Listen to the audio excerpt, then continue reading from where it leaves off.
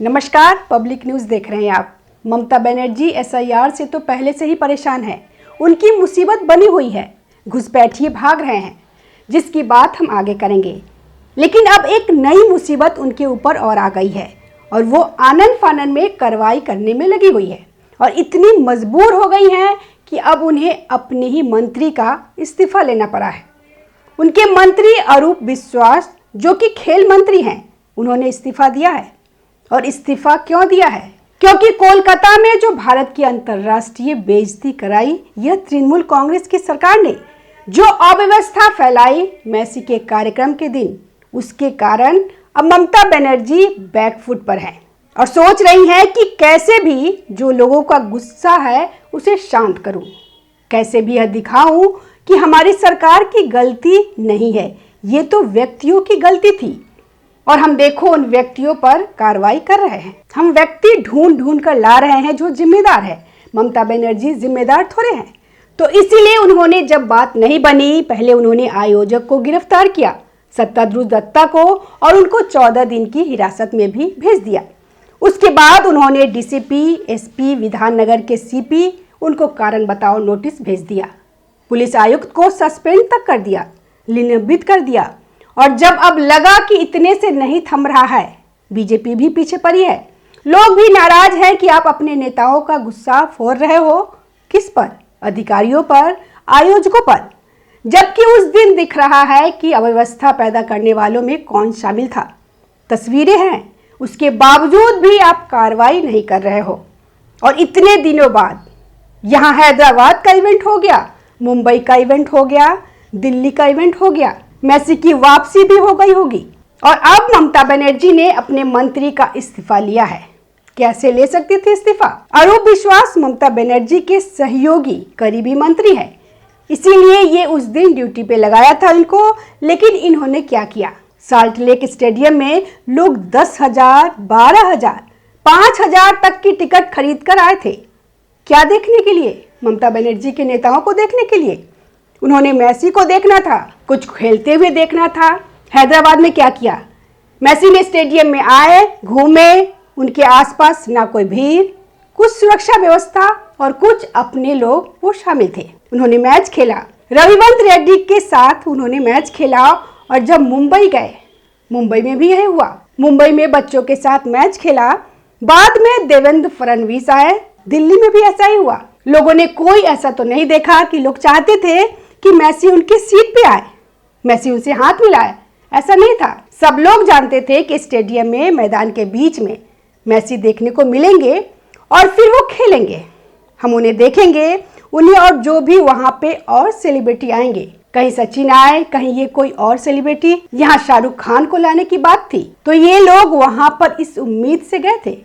लेकिन हुआ क्या? आपने खुद विजुअल्स देखे होंगे। मेसी जैसे ही ग्राउंड में आए तो इतनी भीड़, मधुमक्खी की तरह उनके आसपास इतने लोग चिपके हुए थे। इतनी भीड़ थी कि जो स्टेडियम में बैठे लोग थे उन्हें पता ही नहीं चला कि मेसी कौन है, कहाँ है मेसी। और जब विजुअल्स निकल के आए कि उस भीड़ के अंदर हो क्या रहा था, तब पता चला कि इनके खेल मंत्री अरूप विश्वास, जिनको मैनेजमेंट देखने के लिए भेजा था, जिनको मेसी का स्वागत करने के लिए भेजा था, वो क्या कर रहे हैं? अपने लोगों की तस्वीरें खिंचवा रहे हैं मेसी के साथ। मेसी को पकड़ पकड़ कर, चिपका कर लोगों को उनके साथ फोटो खिंचवा रहे हैं। जबकि यही सत्ताध्रुव दत्ता जो है वो रोक रहे हैं, लेकिन वो मान नहीं रहे हैं। और यह तो एक उदाहरण है। अभी तो इनके एक विधायक राज चक्रवर्ती, उनकी पत्नी है सुभाष गांगुली, उनकी भी बात आ रही है। उनकी तस्वीरों पर भी सवाल उठ रहे हैं।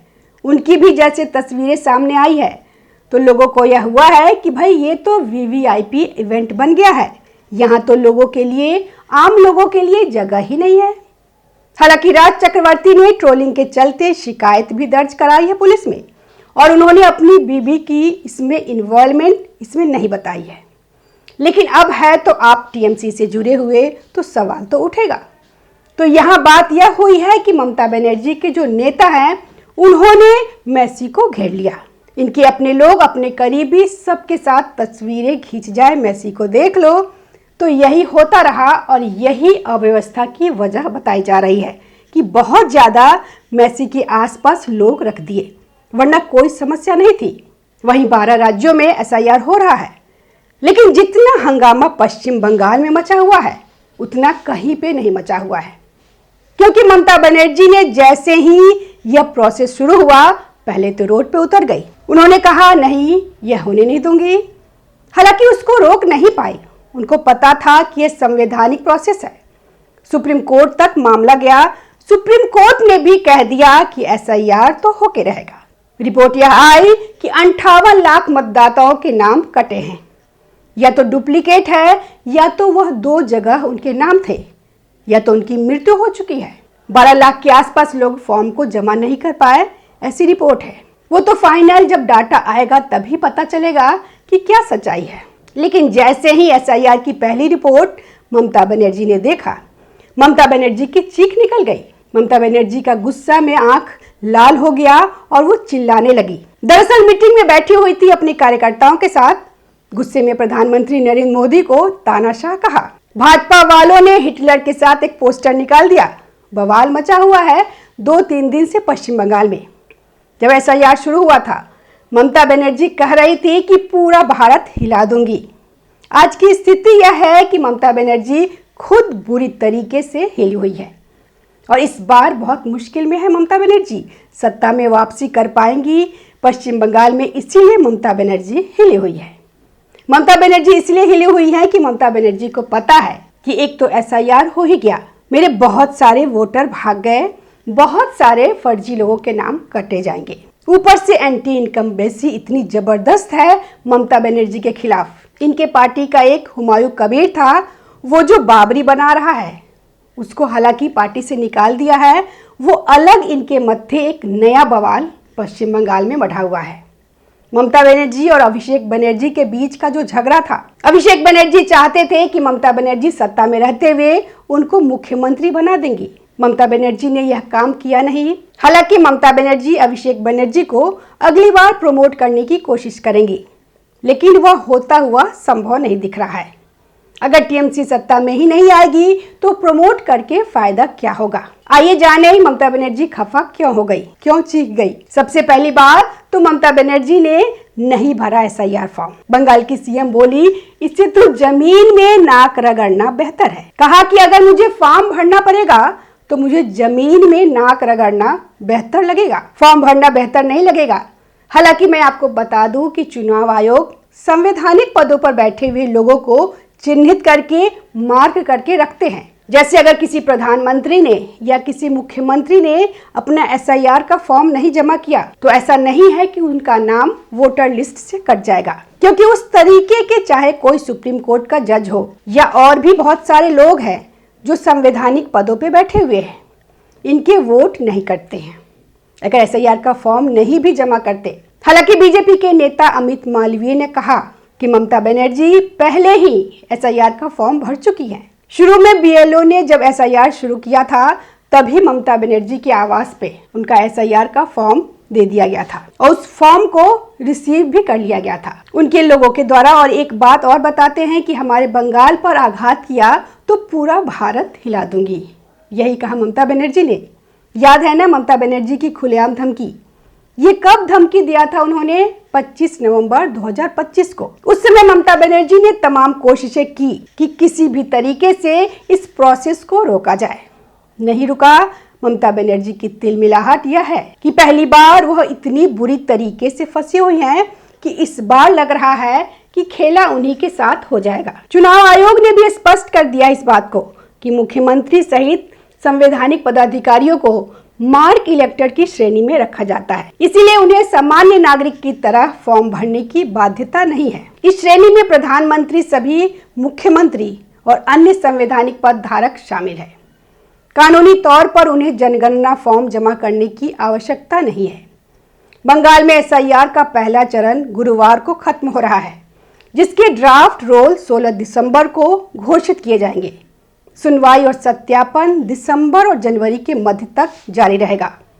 अंतिम मतदाता सूची फरवरी में प्रकाशित की जाएगी। अभी ऐसा नहीं है कि नाम कट गया है या गलती से कुछ गड़बड़ी हो गया है तो नाम नहीं जुड़ सकता, बिल्कुल जुड़ सकता है। अभी भी सुनवाई होगी उन पर।